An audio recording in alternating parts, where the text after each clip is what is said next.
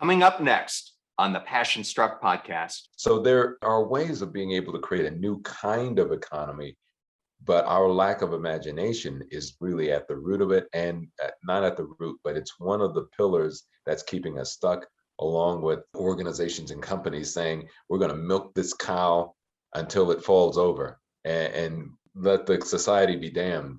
It's all about shareholder value. Welcome visionaries, creators, innovators, entrepreneurs, leaders, and growth seekers of all types to the Passion Struck podcast. Hi, I'm John Miles, a peak performance coach, multi-industry CEO, Navy veteran, and entrepreneur on a mission to make passion go viral for millions worldwide.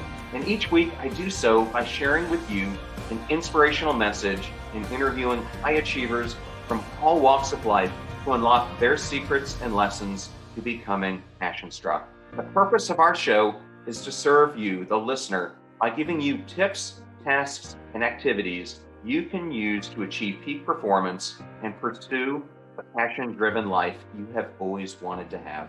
Now, let's become passion struck. Hello, everyone, and welcome back to the Passion Struck podcast. And thank you, each and every one of you who come back weekly to listen and learn to live better, be better, and impact the world. I wanted to wish all the listeners today a very happy new year, and I hope all of you have an extremely prosperous 2022. Thank you for your support of the show over the past year and helping us reach some major milestones, including over 250,000 downloads, 3,200 five-star ratings, and a ranking in the top 0.1% of all podcasts globally. None of that would have happened without your support and you telling like-minded friends about this show and the impact it's having on your life. And to that note, if you have a friend or family member who you would like to introduce the show to, we now have starter packs. These are collections of your favorite episodes organized by topic, which is a great way to introduce this show to a new listener and give them a taste of everything that we do here on the show. Just go to passionstruck.com/starter packs. Also, if you haven't been to our YouTube channel, please check it out at John R. Miles. We have over 200 different videos there, and we release 3 new ones a week. Some long form, like today's episode, and others 2 to 8 minute short videos we call Mindset Moments. Today, we have an episode like I have never done before with Chet W. Sisk. Chet is a futurist, author, and visionary. Chet's focus is on developing organizations and individuals that can thrive and succeed in a time of massive change, affected by climate change, technology evolution, and social political disruption. In today's discussion, we dive deep into Chet's background and how he became a futurist, what it means to be a futurist, why he started the UBR Climate Strong Initiative. We discuss his book, You and the New Normal, and why the world is in the middle of a gigantic paradigm shift. And finally, which was extremely fun for me, he and I debate his top 10 predictions for 2022. Thank you for choosing Passion Struck and choosing me to be your host and guide on your journey to living a no regrets life. Now, let the journey begin.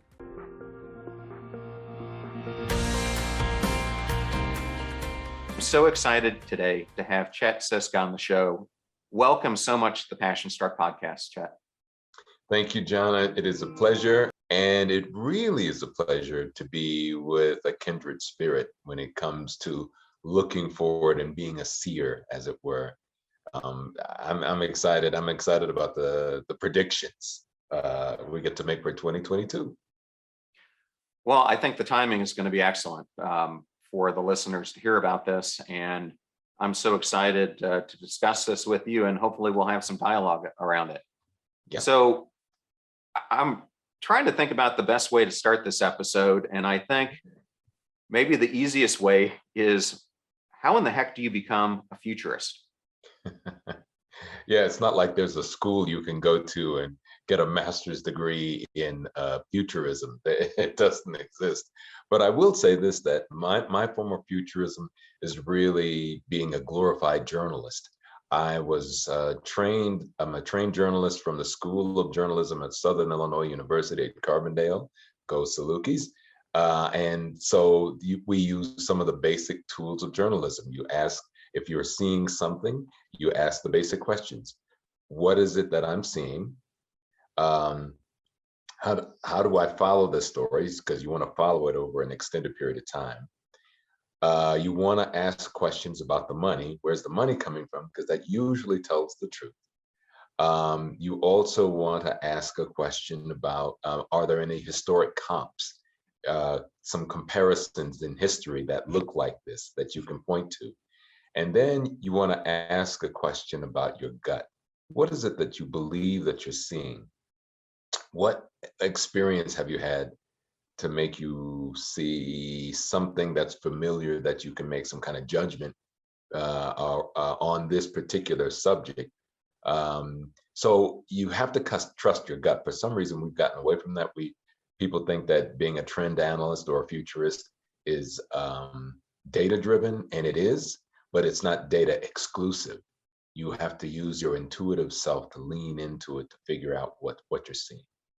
Yeah, it's interesting you bring that up because one of the most famous leaders of our time, Tim Cook, when he talks about how he makes his most important decisions, including the one to join Apple when he had just recently joined Compaq, he said, you can have all the data in the world, but if you don't trust your intuition, which Right. is what he uses to make the decisions, and you can see, I don't think anyone thought when he replaced Steve Jobs that Apple would not only stay on the same trajectory, but go to the market cap that it's at today. So Right. Yeah. Intuition definitely plays a key role. Yeah, I'll say I never heard that quote from him. Maybe that's to my embarrassment, but that is just my personal experience, that your intuitive self, your gut, as it were, your second brain, and most people are starting to realize that there are more tools inside of your gut that work just as well as your brain when it comes to giving you information and discernment. So you really do want to trust that gut, that part of you that says something don't feel right, or this feels right. So that you pair that with the data, and you got a pretty strong force. Yeah, you do. Well, this is something I don't think I've ever talked about on the podcast, but I have a bit of a journalist background as well, although mine was completely by accident. I became an accidental journalist. I had a business where I would go in and do interim roles, and I was hired to become the chief marketing officer for this company called Bold Business. And Bold Business has a digital publication, and before long, I was the associate publisher, but then for about 18 months, I became the editor in chief. And we were really trying to do a lot of stories about how the future of work, the future of business, which was going to change. And so I can see where you're coming from the journalistic sense, in that you get to do some pretty creative things when you've got that medium at your disposal. Yeah, I have to say, from a journalist perspective, all of the stuff that's happening right now just absolutely drives me crazy. It's just deception and lies, and I mean, every journalist out there, any trained journalist who spend time in it, as you have, you sit back and you say, I never would have done anything like that. I never would have gotten away with anything close to that, even if I would have tried it. But here we are in the midst of really levels of propaganda and deception, and that I never thought I'd see in my lifetime. It's just stunning. But that is where we are. That is the truth of our moment. So yeah, journalism makes you just cringe. A journalism background makes you cringe when you look around and you see the horrible abuses to just the truth. let alone just journalistic integrity. So it's Yes. problematic. Just drives you crazy. Oh boy. Well, that is definitely the case. Well, I know you've written a number of books, and I thought maybe this might be a good time before we start getting into your predictions for you to tell the audience about a few, and I'll put them in the show notes and put them on our book list as well. Absolutely. Most of my books are all about change and transformation. That's what I've learned to do, is to observe what change and transformation looks like on a personal level and on a scaled level. So my first book was called 7 Steps to Success I Learned from Homeless People. I spent 12 years as a volunteer at a homeless shelter in Denver called the Samaritan House. And so it gave me an opportunity to really just observe how homeless people traverse that whole space in crisis and trauma. And you'd be surprised the things that we can learn from people who had to walk through some of the nastiest things you could ever think of. And then Because You Can, it was the second book after that. And basically, we chronicled that experience and started testing some of the students that went through my class and the ones that didn't. And we found that the ones who went through my particular class, it was a class that I held when we started, a class that was based around the idea of higher thought, vision, uh, positivity, some of the basics. And the students that went through our class were 36% less likely to return to homelessness. So we started realizing, oh my gosh, we're onto something, that if you give people a vision of what the other side of the trauma looks like, they will walk through fire to get to that. And so then I wrote a third book about just the whole experience again, but this was called Think This, Not That, that our thinking has an effect upon how we see, how we are able to visualize possibilities, that we're being entrained into constantly, there's a kind of a dumbing down of our cognitive abilities, of our creative abilities, our visionary abilities. So everything seems darker when you no longer have those tools to be able to see bigger, better, and broader. So we start developing a negativity about life in general. So Think This, Not That really kind of goes into that in more detail, and more, and then 3 other books, Above and Beyond All That We Know. A second book I wrote, they came out last year. We were writing about it before the pandemic started, but we came out with it like in the first, maybe in March or April of last year. But that book is called You and the New Normal. So we knew that something was going to happen. It was me and my colleague, Dr. Mohammed Bouheji. He was kind of he's a epidemiologist, and he studies the whole aspect of pandemics and such. And he was telling me when we used to meet, say, "Oh, these things are going to happen." And then I would say, "Oh, well, since I'm a futurist, I should be talking about it." So we wrote a book together about what the new normal would look like once a pandemic would come in and shake things up. And then the last book is called What a Reimagined Society Looks Like.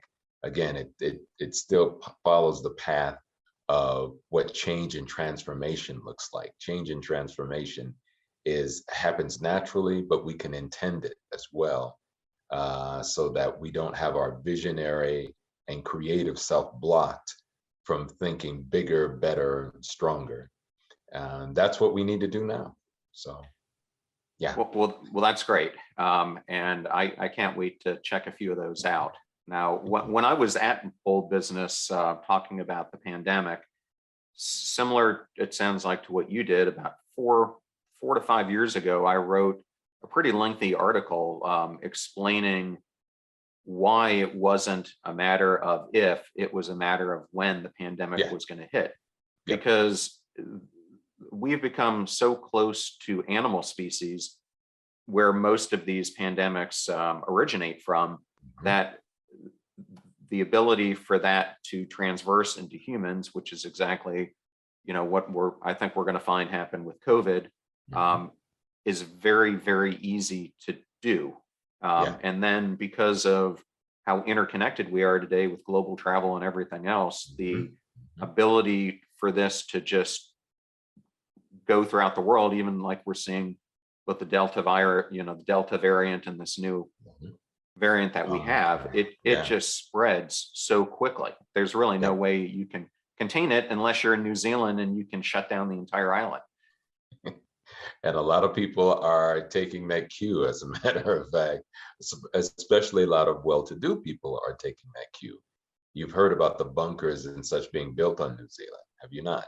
I have not. Yes, yes, there's a trend of the very well-to-do are moving to Hawaii or New Zealand and setting up bunkers and, estates so that they can ride out the zombie apocalypse or whatever they're thinking that's coming down the road. But New Zealand is definitely it's in the top 3 of destinations for the well-to-do when it comes to dealing with pandemics and crises and such. Well, interesting. Now you've piqued I know, my right? weekend curiosity of what I'm going to research. Yeah, Well, it's something. well, I don't want to take all our time talking about this when we've got these amazing 10 predictions that we're going to go through today. So why don't I turn it over to you and you can start talking about them and we can have a dialogue about them. Absolutely. I want to make sure that everybody understands what a futurist does. A futurist isn't necessarily like a soothsayer, a guy with a crystal ball and reading tarot and such. That's not what we do. We really just read the trends and we recognize that trends are decisions. So we're looking, if you make this decision, then this will be the outcome of that decision. That's all we're saying. So it's not like, oh, we're going to hold you to those predictions. You need to hold your fellow citizen to those predictions, because the predictions are merely decisions. And again, we can change our minds. So I like to put that preface out there because I think that a lot of people get into the whole idea of, being able, like somehow I came up with something in the back of my brain. It's not like that for me. I'm a journalist. So my job is just to say, here are the decisions that you have made. Here would be the outcomes of those decisions based around how these decisions usually work. So let me get into these. The top 10 that I have for 2022, I can truly say that number 1 on my list with a bullet, as a matter of fact, is I'm just going to move this just a little bit so I can see. The democracy as we know it is going to continue to be challenged at a level. In fact, in 2022, it's really going to get going, primarily because the people who want the authoritarian kind of government are going to be emboldened, particularly in the elections leading up to the November elections of 2022. There is going to be a definitive challenge to democracy as we know it. It's already happening. It's not like it's all of a sudden going to rear its ugly head. It is happening. It's happening right now. It's just that it's going to gain speed in 2022. Your thoughts? What's interesting, just today, I heard that President Biden is getting prepared to address 100 world leaders about the topic of democracy, and basically he's walking into it coming from a democratic country whose democracy is at threat right now. Yeah. So, when patterns like this happen throughout different, experiments, whether it's been communism, socialism, whatever, there comes a time where you're going to have pressure against the system. And I think that's what we're in the middle of now. And I think a lot of it has to do with societal unrest, in some ways unrelated to democracy, but people are becoming so hopeless in many of the aspects of their life that it's causing us to have this formation of really 2 camps that are forming, with completely different viewpoints of where to go. And I think for me, what we're really lacking in this country is a strong middle of the ground political party that could bring some of that together. So unless someone steps up and starts filling that role, we're going to continue this cycle, I think, of unrest that we've been experiencing where the 2 sides can't agree on anything. Yeah, and that's the most infuriating thing about all of this is that obviously whenever we create these dualities, either this or that, up or down, left or right, black or white, male or female, that absolutely limits the possibilities of human creativity and vision. And so we don't have a vision outside of either democracy, and I say democracy with a small d, or authoritarianism, and that's how it's being set up. So we haven't provided room for possibilities of anything else. And what's happening is that people want to say, oh, it's both sides. It's not both sides. It is one particular aspect of our society that is pushing forward based around what they believe is a truth. And those are the authoritarians. And they are active, they're more energized, they're definitely going to the polls, make no mistake. And they have been trending as more active for a number of years, as a matter of fact. So they are definitely going to assert themselves in 2022. That's our prediction. That's not a hard one. No, well, I mean, I think the other thing that the current administration has got to find worrisome is that, typically you're going to have resentment from the other side or people saying you're not doing a good job. But right now, if my numbers are correct, it's between 78 to 82% of of Republicans are saying that the administration is doing a terrible job. But even within their own party, it's 40%. Yeah, which I just saw some for the 48%. So it's, the Democrats, I'm sorry, I don't mean to interrupt, but that there's a schism. And I think it's because something that you and I talked about maybe just earlier, that I think our vision of democracy is so limited and it doesn't fit the moment, that all you're left with is either a failed democracy or authoritarianism, because we haven't been creative enough in order to say, is there more that we can do? And what you see with what I say, and this is just me and my political position, I see the Biden administration really trying to double down on what used to be at a time when we really should be creative and empowering and visionary. And that's what's fueling the fire behind the authoritarianists. So yes. Okay, well, let's go to the second one. Okay. Bitcoin is going to become definitely a dominant player in 2022. Bitcoin, those of you who do dabble in Bitcoin investments, I have to tell you, you've been on a roller coaster ride definitely over the past couple of years, especially 2021. But I think you're going to be rewarded in 2022 if you hold steady. Bitcoin is still fairly new when it comes to just how long to hold on to it. But I think that there's going to be a level of stability that's going to come with Bitcoin and an upward graduation. And that is going to make it very attractive all the way around. Everybody's going to be talking about Bitcoin going forward. We will be right back to the Passion Struck podcast.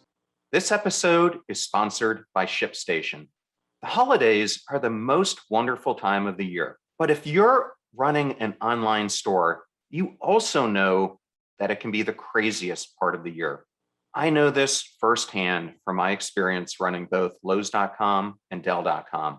There's inventory to manage, orders to fill, and a growing list of stressed out customers who are waiting for their packages. With ShipStation, all of that hassle and stress that goes with managing these packages and their delivery goes away in an instant, leaving you with happier customers and more freedom to pursue your passion, which is running your online business.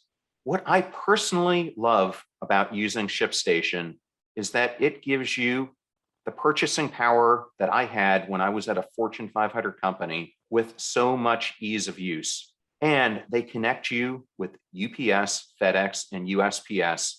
So you have all your shippers right there at your fingertips. No wonder that 98% of customers who use ShipStation for a year keep using it as long as they are in business. It's that good. Make this holiday season a little bit brighter with ShipStation. Use my offer code PASSIONSTRUCK to get a 60-day free trial just in time for the holidays. Just go to ShipStation.com, click on the microphone at the top, and enter the code PASSIONSTRUCK. ShipStation, make ship happen. Thank you so much for supporting the show. Your support of our advertisers keeps the lights on around here. All those codes and URLs I know can be so difficult to remember, so we put them in a convenient place, the show notes for each episode. Please consider those who support us and make this show possible. Now, let's get back to the Passion Struck podcast. Something happened under the Nixon administration that fundamentally changed the monetary system that we live by. And that was, up until that time, following World War II, the United States was able to obtain a tremendous amount of gold. And so this concept of the World Bank became reality, and the United States was kind of the governor of that. And the power was that we had all this gold to back up the US dollar, which became the world's currency, until some of the countries started to call our bet on it and wanted their gold back in exchange. And at that point, the Nixon administration started this experiment that we're now living in, currency, which has, if people would have called his bluff on it, it would have stopped just then. But it's kind of grown into this society where we just keep printing and printing more money at will, not backed against anything. And so I firmly believe in the future, and I don't think it's a future that's that far away, that we are going to see a new monetary system emerge. I think it's going to be around some form of cryptocurrency. And I think you've got three major players right now in the race. One is China, one is the United States, and one is the World Bank. And and so I am not so sure it's going to be Bitcoin that prevails. I think Bitcoin was an early representation, kind of an experiment on, could this work? And obviously, given there's a finite amount of Bitcoin that is out there, that has some beauty to it. And the fact of how secure the ledger is. I think people should start looking at some other currencies that are out there. I look at Ethereum, in particularly XRP, XLM, and another one, I think it's XDC, but they're basically gold, silver, and copper. And they're a much more sophisticated design underneath them than the others. XRP and XLM are currently under, right now, scrutiny, and a lawsuit brought on by, I think the US Treasury, who thus far has not only lost, but has had their basically stuff handed to them because the argument has been so weak. So I would say yes. I am not personally putting my money into Bitcoin. I'm putting it more into other coins, because I think if you're looking at this and the market really takes off, you're going to have a bigger opportunity to make huge gains in some of these sub currencies than you will in a Bitcoin. Now, to me, the one area that I'm really trying to learn more about is NFTs, which on the surface, I just don't get how a piece of digital art can be that valuable. But in fact, because of the fact that, and maybe I need to do more homework on it, but because of what I know just enough to be dangerous. But I got to tell you, it makes no sense to me whatsoever. But apparently, fiat currency doesn't make any sense if you think about it. So I guess if everybody agrees on it, it has value, right? So NFTs are definitely going to continue to increase in value and popularity. It wouldn't be something that I would put money behind, but they are definitely going to continue to catch on. And let me substitute my term there. I use the term Bitcoin, but let me say cryptocurrency. That's a much more broader and a term that definitely encompasses a lot of what you said. And Yes, well, I it just is, can't understand right now the popularity of people paying $500,000 for a digital image of a different form of a monkey, I, and I, where the value is at. But I mean, that's why I'm studying it, because I think I want to enter into it, but I don't okay, understand the dynamics of it enough. I yeah, think yeah, one of the best persons you can listen to on this is probably Tom Bilyeu or Michael yeah, Saylor. yeah, Yeah, those are probably two of the best voices I've heard out there. sure, yes. All right. And number three, here's definitely, again, this is kind of a low hanging fruit, but I can tell you for sure, I already see some things that are going to happen. There will be several climate emergency events that will make the world take notice even more. That does not guarantee that we're going to be more active in doing something about climate crisis. That's the challenge. I mean, that's the real problem. And that's the sad part of all of this, is that there will be constant reminders of how fragile the entire ecosystem is, and how climate change is not an environmental thing, because people tend to talk about, oh, the environment. No, it is about the quality of life all of us lead. And there will be several major emergencies that will happen throughout 2022. I already know what they appear to be. I'm holding those cards a little close to the vest right now, but I can tell you that the foundation for crises are already there. It's just all it needs is a little climate nudge, and 2022 is going to be messy. That's all I can say. What do you think? Well, you're sitting there today in where, Denver?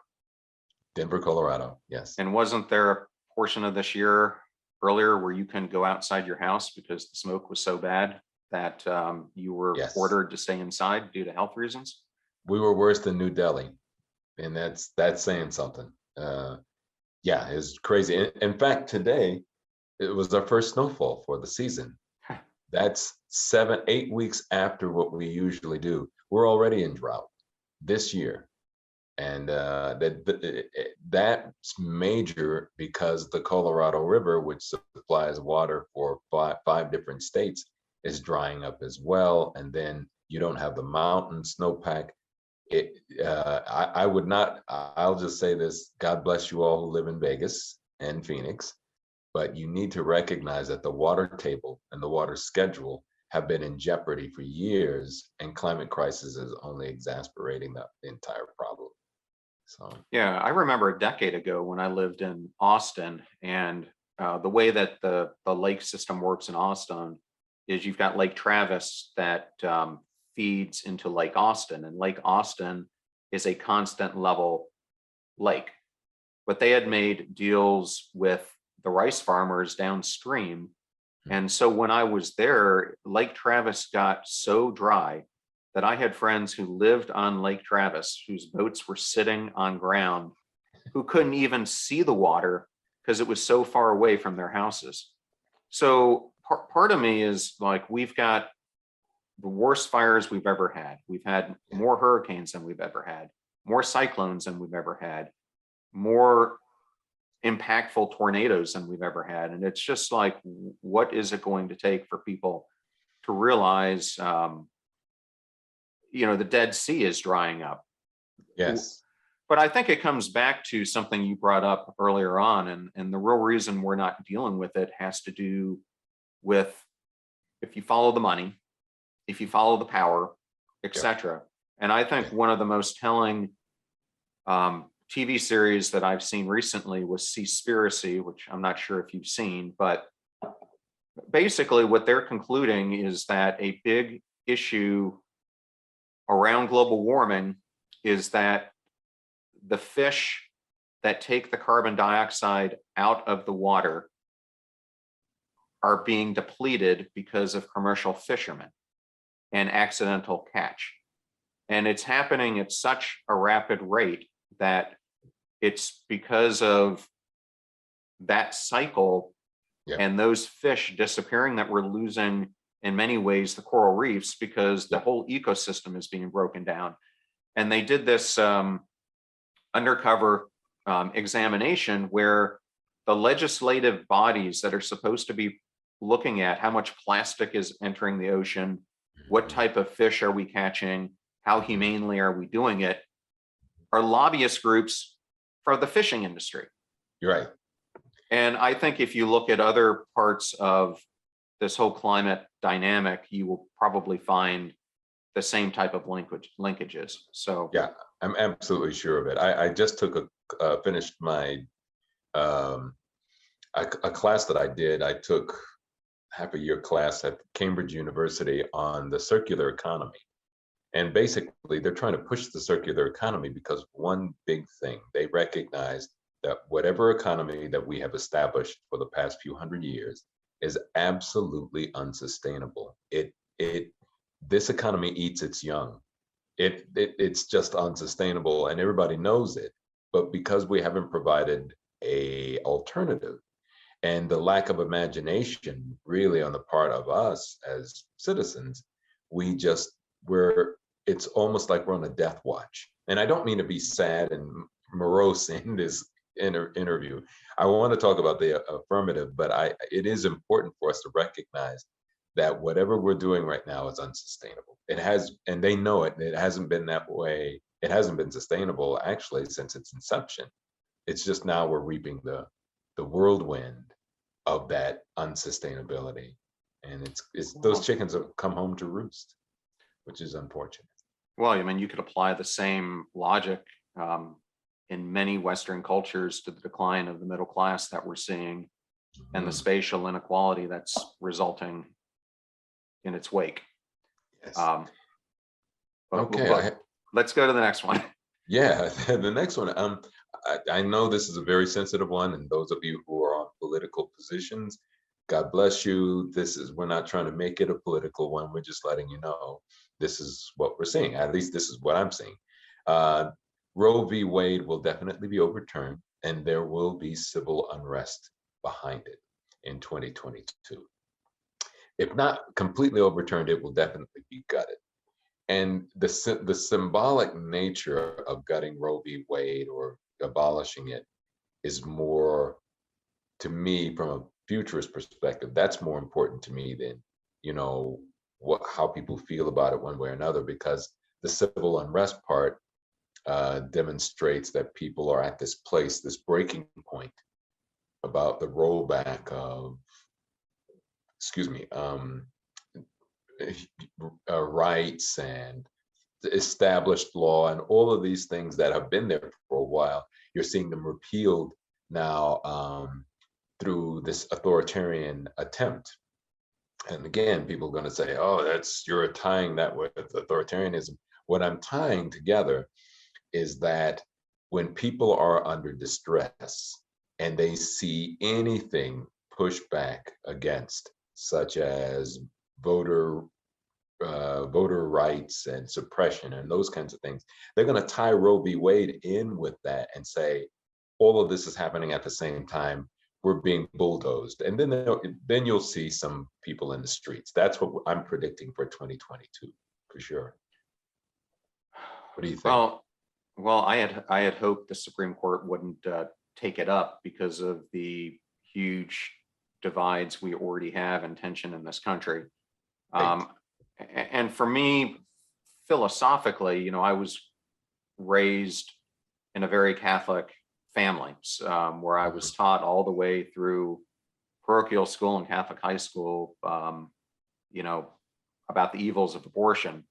But, as I have entered, adulthood now for several decades, ultimately, I think that there is this freedom of choice that is what really defines us from all other creatures that are on this planet, is everything that humans do is a choice. To me, setting something at 6 weeks seems completely illogical, because in many cases, someone might not even know that they're pregnant at that point. But I am definitely a believer that I don't believe in abortions in like the third trimester, because at that point, I think you've got a fully formed human. So I don't know how to predict where this one is going to go, but definitely either way it lands, you're going to have the opposite side upset.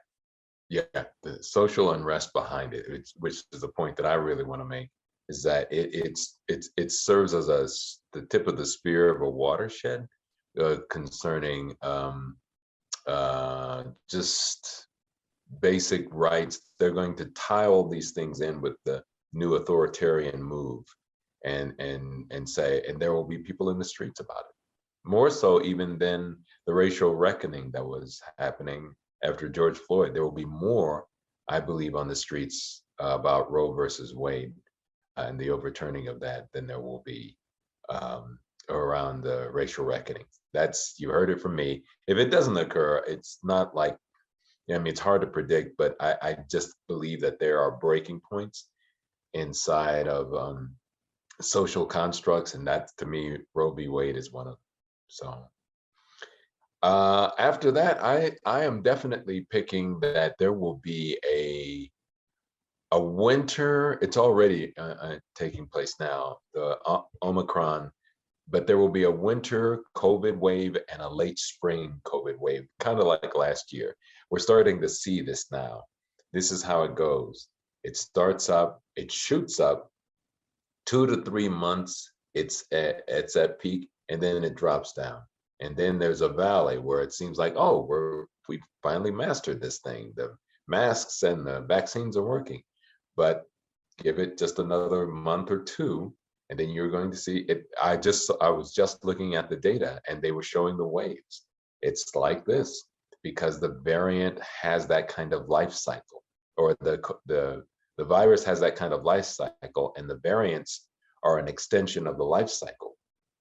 People think like the variant are like, oh, it's a freak. It just appeared out of the blue, but that's not how life works.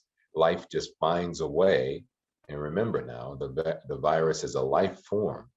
It just finds a way. And we found that this life cycle is down 2 months, up 2 to 3 months, down 2 months, up 2 to 3 months. So there will definitely be the Omicron wave, and then there will be another one that will come in late spring. Well, the thing I'm most fearful of is if you're looking at research that's coming out of South Africa right now, and granted, their study is a little bit different than the one coming out of Germany and some other areas, because in South Africa, they based it off of getting 2 immunizations. But what they're finding is that the current vaccine was 40 times less effective. Yes. And researchers are saying that they have never seen something like this mutate to a form where the efficacy of a vaccine that man has created has dropped so much in such a short period of time. So my biggest worry is, we've rushed to develop these vaccines. We're using new mechanisms to at least produce 2 of them that we've never used before. Don't know the long-term impact of, but ultimately, it's not like something like AIDS or smallpox or other things that you've had a tremendous amount of time to study. They're having to make these decisions in real time. And, when we have huge pockets of the world that are still unvaccinated, not vaccinated, et cetera, it's, of course, the virus is going to start mutating. And my concern is the rate of mutations and how far that mutation could go. And who knows? I'm not a medical professional at all, but I don't think we're out of the woods yet. No, we're not. As a matter of fact, I don't want to comment on the rate of mutation because of the fact that I don't know enough about it. I do know the cycle that has been established so far. And if that cycle continues and the rate of mutation, and again, I'm like you, I know just enough to be dangerous about what the mutation process is. Eventually, there will be a mutant variant that will evade all vaccine ability to corral it in, and then we'll have to get they'll have to develop another version of the vaccine, And how long can you keep up that cycle? That becomes the real challenge. So we are in a very challenging time, but I do believe that there is hope. So let's continue on with the other predictions. Let me go to this one. There was a victory. I think a lot of people may have heard of it, maybe not, but there was a victory in upper state New York, and can't think of the exact city now, where Starbucks unionized, at least one of the stores unionized. That was pretty amazing. So what we're seeing and what I'm suggesting on in 2022 is that you will see a rash of attempts to unionize, and many of them will be successful. A lot of them will not, but there will be many organizations seeking to take advantage of the Great Resignation. And people need to understand this. The reason why unions are gaining their a level of strength now is really because of four reasons. People talk about the Great Resignation, primarily, excuse me, that resignation is in the middle to lower class service job. So it's not like if you're looking out and into your office and seeing people, white collar workers run away from their jobs. They're not. They're still getting paid. It's the people who basically keep the economy going, the service workers. They're the ones that are doing the resignations who are saying, I'm not getting paid enough. This is crazy. So the Great Resignation is happening. They're reevaluating what they should be doing. And then you have the population bust. Most people may not have heard about this, but we're no longer in a population boom, we're in a population bust. That means we have fewer people actually able to fill jobs. Then we have a mess of an immigration process, which means we can't even get people in that possibly could fill in those jobs, not effectively. It's just a mess all the way around. We haven't done immigration reform. And then you have an older population that's just older. A lot of people are retiring. The baby boomers are like, I'm done, I'm out. This is nuts. So you have a shrinking population that you can draw from, that even Amazon had to go back and say, we're going to raise rates, we're going to give people more money, and that's not their style. So there will be the unionization process will happen because employees are going to figure it out. They are figuring it out. We have more power now than we've ever had since the Industrial Revolution. We need to lean into it and take advantage of it. So I see 2022 being the year of the employee for sure.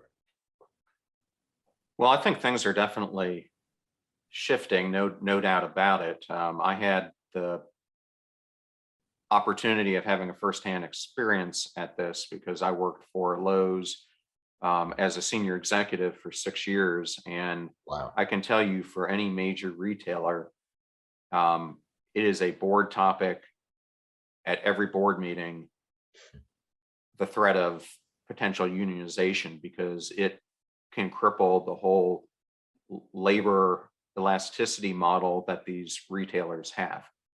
And so if this is a potential way of opening the door, there's attempts to unionize all the time. And they typically try to find some place to start it. At Lowe's, it was around the distribution center.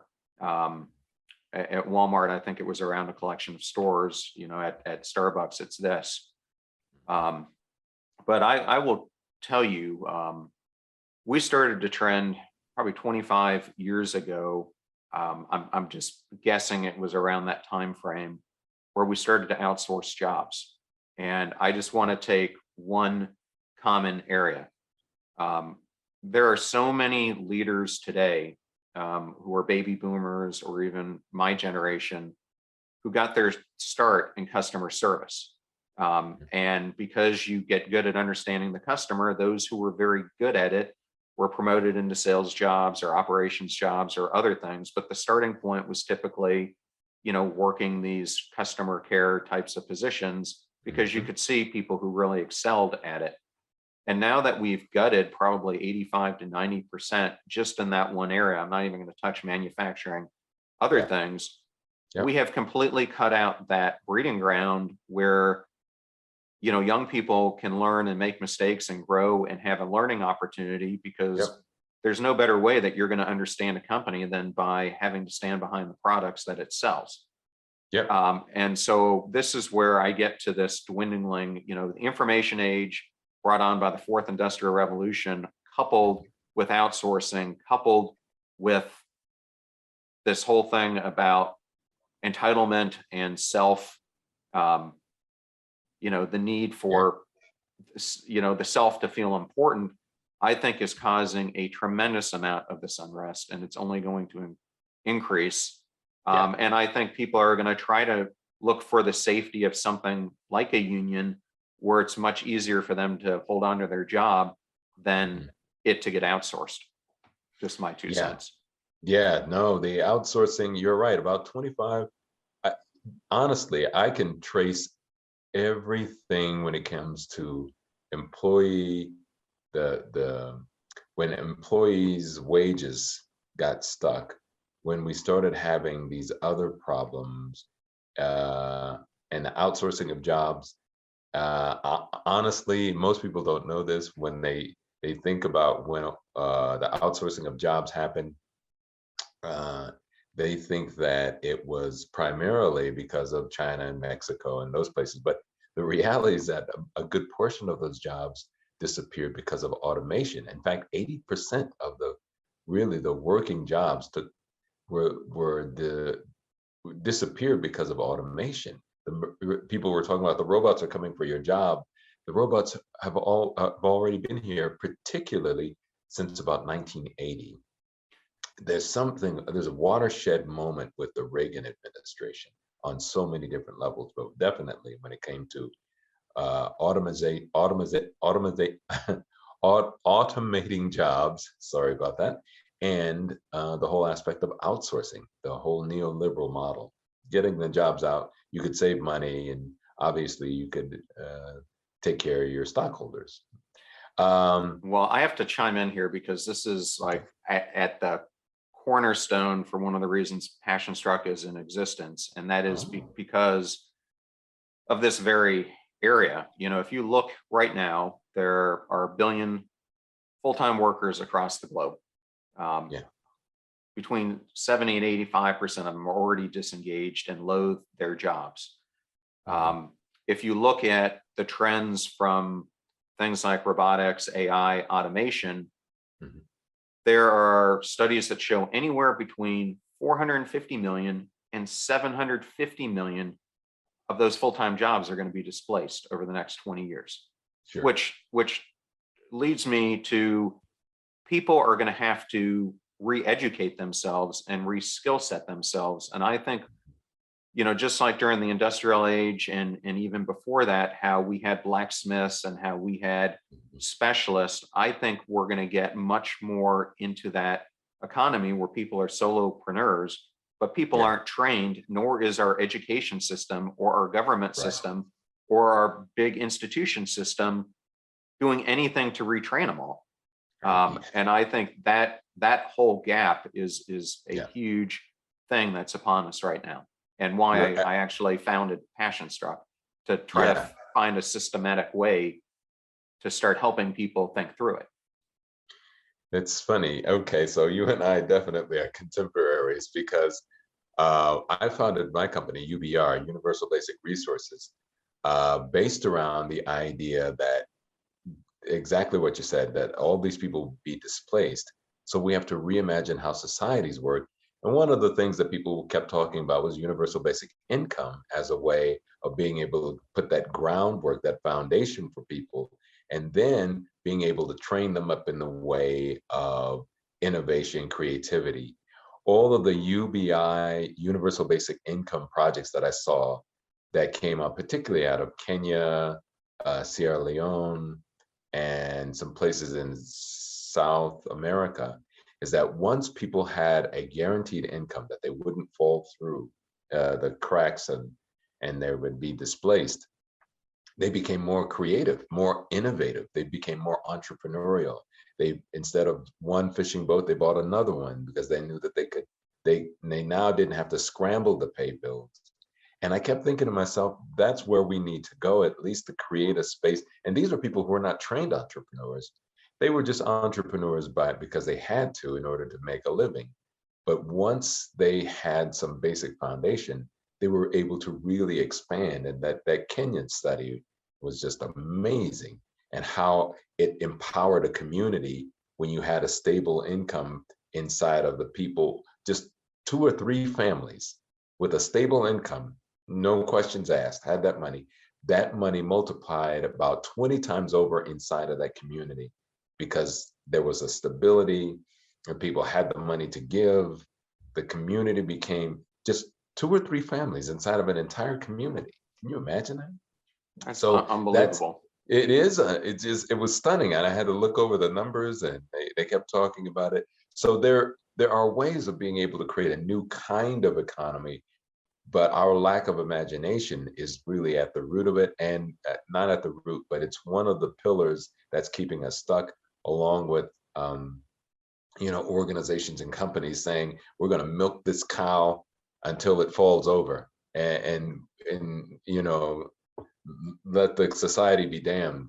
It's all about shareholder value, and you cannot. That's just insane when you have a house that's burning and you're reshuffling the deck chairs on the Titanic. It makes no sense. But we've been doing it for so long, we think it's normal, but it's not healthy on multiple levels. So anyway, let me get to the other predictions. Yeah, I'm gonna let you run through some of these given Okay. our time. If I Absolutely. feel like I'm gonna comment, I will, but I'll let you go through them. Absolutely. Let me just run through the last few here. Geoengineering projects will be front and center next year. You're going to hear a lot about geoengineering with the oceans, with the sun. Uh, I I think that those tests are premature and dubious at best, but that's just one man's view. I know we have to try some things for sure, but geoengineering is definitely going to be on everybody's lips come next year. We're going to blow past our ability to limit temperatures to 2 degrees Celsius. And that's because we've already made a decision to increase our oil manufacturing and use and coal use just this year because of the lack of supplies that occurred apparently according to the pandemic. I'm not sure if I buy that story, but we've actually increased our oil output and our use of coal just in 2021. Deaths of despair will skyrocket next year. I think that because there's this lack of a conversation of something bigger and more profound, people are just going to just get to the place where it's just going to be tough for a lot of people. It's already tough for people, but it's becoming tougher. And then finally, And can I just touch on that? I just want to yeah, make a comment, and that is, yes, please. I've had 2 or 3 good friends over the past 5 years take their own lives. Yep. And I did a episode on this earlier in the year with a friend of mine who's prior Marine. But just in the United States alone, we often talk about the veteran suicide rate, which is high, between 19 to 21, 22 a day. Yeah. And I will just tell you, if you look at the past 20 years, there were, 5,200 people who lost their lives in combat. There were close to 175,000 people who took their own lives. But last year alone, based on the latest statistics that were put out, and this was before the pandemic, there were 46,000 suicides in the United States and over 800,000 worldwide. And the trend is only growing. So Yes. to me, it all comes back to this whole thing that we're talking about, that more and more people are feeling hopeless about what's happening in the world and their situation. So I would Yeah. just say, if there's anyone who's out there who's feeling that way, give me a call. Yeah. Find someone who can help you, because there is another way. There is another way. And I can say this. I went through a bit of some depression years ago, and I can remember being in that moment thinking, there is no way out of this. And fortunately, I had some colleagues and a therapist who really all they did was just remind me, yes, there is. Yes, there is. They didn't try to fill in the gap. They just, in a sense, they held the space. They just said, yes, there's another way. You just haven't discovered it yet.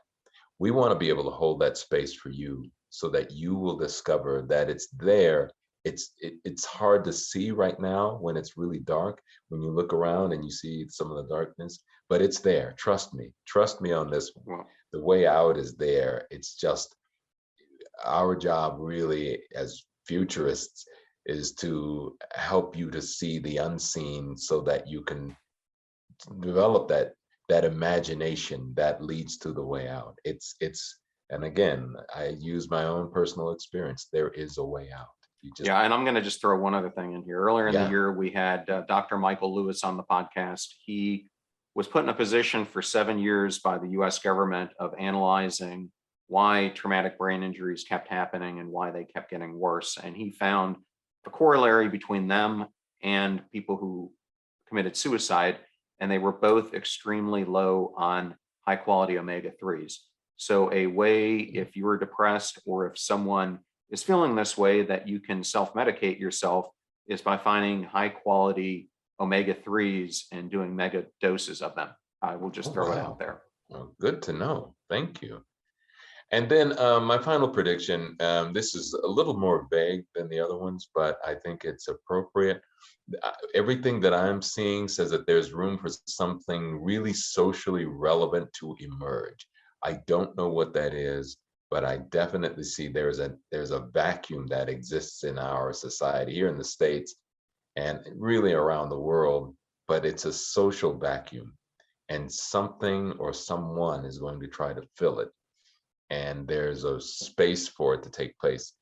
However, the way that's going to be filled, it could be messy, it could be quite neat, it could be the best thing that ever happened to us. But there is something that's going to happen in 2022 that will be socially relevant, and it will emerge and it will help to fill a vacuum. I just don't know what that is right now. So those are Okay. my predictions. Well, Chet, thank you for sharing all those. If a person who's listening would like to learn more about you or get in contact with you, how can they do that? And I'll make sure it's in the show notes. Please. So one of the ways that we're fighting some of the hopelessness that's going on out there is providing what we call the Universal Basic Resources Masterclass. And forgive me for waving like this. I have a plant that my wife put into the room, and it has fleas or flies or whatever it is, and it's just been bothering. Forgive me, people, if you see me waving. I'm waving at you too, but it's just, they're just everywhere. It's crazy. So again, our way of being able to help people deal with the hopelessness and the challenge of the moment is to meet the moment with an ongoing online class called the UBR Masterclass. We have fantastic teachers that deal with change, trend analysis, the circular economy, health and well-being, and just leadership from a different perspective, something that's more appropriate for this moment. And you can find all the information about me and the masterclass at universalbasicresources.com. That's universalbasicresources, one word, .com. And that's where we live. And honestly, John, my mission is to recognizing that this moment, I'm like you, we recognize the moment, and we recognize that we have to do something in order to empower people and be able to provide levels of hope and give them the tools so that they can navigate the next few years. The next few years will be absolutely critical. So I'm going to do everything within my power. That's the calling that's been put upon my heart. And so it's coming from the heart, because we again, those of us who know the critical nature of this moment know that we have to come clear and true and tangibly, and it has to make sense, and it has to do it in a hurry. So, Well, it's interesting, and I think you'll share this view that I do. I happen to know quite a few astronauts. I've had 3 on the show, hopefully going to have a 4th coming up here soon. But every time you talk to one of them, they reference the overview effect, which is once they go up into space, they come back realizing that the way they viewed the world was completely wrong and into an isolated lens. And it's really all a huge system. and we're all in this system together. And so, Yes.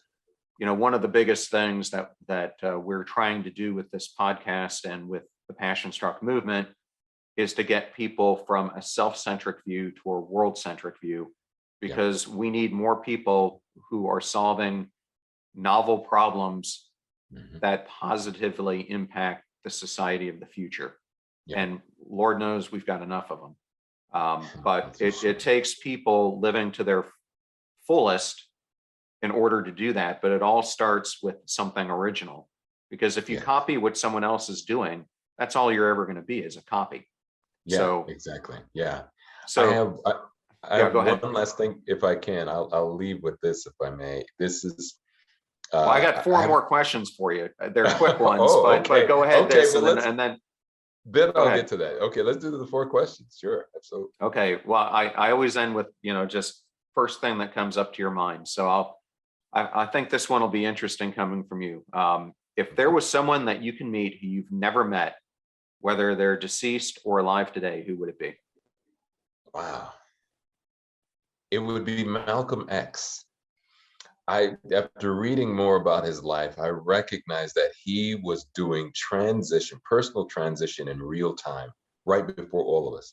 And I kept thinking to myself, if we were all that naked with our personal transition, I think the world would be different, because we would be able to say, hey, I used to believe this, now I believe this. I used to believe this, now I believe this, as opposed to holding on to ideas that made no sense until, forever. And I saw that in him once I read his autobiography. I realized he was in transition a lot of the times, but he was not afraid of that. So I want to be that kind of person, of being able to be open and to be transformative, and to be just, I want to be an example that you can transform in real time, and it's okay. It's a good thing. So I want to meet him and talk to him about Okay. that. Um, I know Elon Musk is trying to save humanity from itself by finding a way to get us to Mars. So if you were one of the first people he selected to go to Mars, and he said, Chet, you can set up any law that you want, but you only get one, what would it be? I would say I'd set up the law that we cannot leave to go to Mars until we solve the problems here on Earth. So I would banish the entire to Mars program until we get this Earth stuff settled, because wherever we go, there we are. We don't settle it here. What makes us think that we're going to somehow get it fixed on Mars? We'd be just bringing the same disease there. So that would be my first law: banish the to Mars program and fix the stuff here on Earth. Okay. And if you were invited on the Late Late Show, and you got to do some car karaoke, what would be the song that you would sing? Oh man, you got me on this one. Um, I think I would sing. There's an old Earth, Wind, and Fire song called "Keep Your Head to the Sky." It's very optimistic and it's inspiring, and I would want to sing that one. Philip Bailey does a beautiful falsetto. I don't know if I'd be able to achieve that falsetto, but I'd give it my best because I love the lyrics of the song. It's extremely inspiring and empowering. Yeah. Okay. And then the last question is, what does a futurist read? So if you were going to recommend a book to the audience, what would it be? Wow, I can tell you this: a futurist reads everything, everything, because we recognize that you get a composite of where everything is going, but by reading everything. That means I read Vogue, I read Teen Vogue, I read the Denver Post has a paper here. I read Fortune, I read Black Enterprise, I read. Name the stuff that I don't read. That would be a smaller list, but I read absolutely everything. In fact, I spend at least 3 hours a day just reading, just to get a feel of where things are going. But if I had to recommend something, I would say read my first book, Seven Steps to Success I Learned from Homeless People. That's a good book about personal transition and transformation. Okay, well, great. Well, did you want to conclude on your earlier thought, or? Yeah. Let me just make it real quick. There is something called the Kardashev scale. Are you familiar with that? The I don't think Kardashev so. scale? Okay. There's this paradox that exists. People say, "Oh, the universe is teeming with other civilizations all around. Millions upon billions, hundreds of millions of civilizations are out there because we have hundreds of billions of planets and stars." And so there's this French astronomer by the name of what is his name? Enrico Fermi. And he said, well, if that's the case, where are the aliens? We don't see them. They're nowhere. And then a Russian physicist came back and he says, the reason why you don't see that, that's, by the way, that's called the Fermi paradox, in case you hear it. Then the Russian physicist, Kardashev, came in and he says, the reason why you don't see them is because they never reach what they call a type 1 civilization. And he explained that the type 1 civilization, the only way that you can get to that type 1 civilization is when the civilization is in the middle of crisis, when all hell breaks loose for a civilization, overall global civilization, stratification, authoritarianism, pollution, divisiveness. In that moment, a civilization must decide what it wants to be when it grows up. He says a lot of civilizations don't make it. They get to this point, they collapse under their own weight, they get destroyed, and all we see are relics. We are in that point right now. Now, we might have been at this point before. This could be Groundhog Day for us, but there is an opportunity for us to finally become a type 1 civilization and escape this feedback loop where we're constantly cycling around doing the same thing over and over again, getting greedy, jealous, bitter, racist, sexist, and then we just collapse under our own weight. But there's a moment where there will be people like you, John, and others that will arrive at the right time and help the entire civilization transform. Then we become type 1. Then we become something else. So what's happening right now, I want to remind everybody that we're being asked, what do we want to be when we grow up? We might make the trip. I'm believing that we will because of people like John that exist. And there are others all around the world. But we are definitely at the moment of, we're standing at the abyss and we are being challenged to become something else.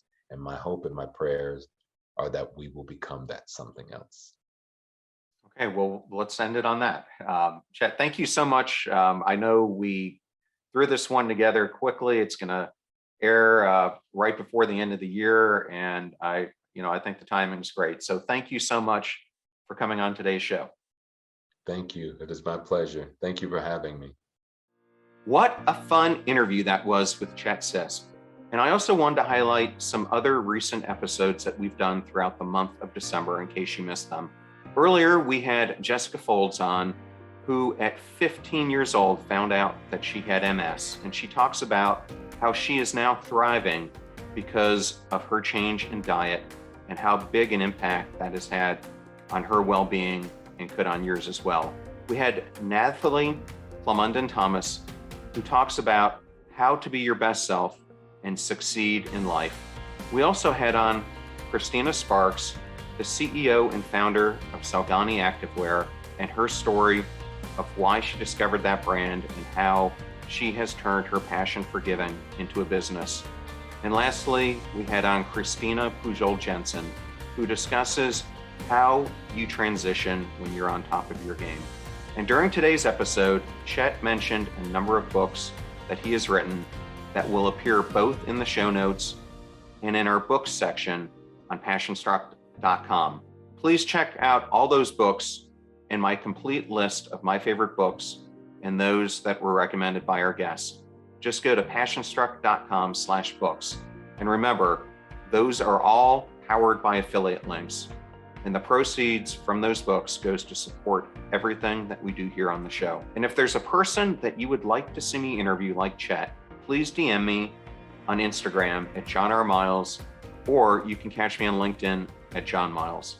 Thank you so much for helping us with this global movement to help people live intentionally and unlock no regrets life. I appreciate you so much and your support of the show.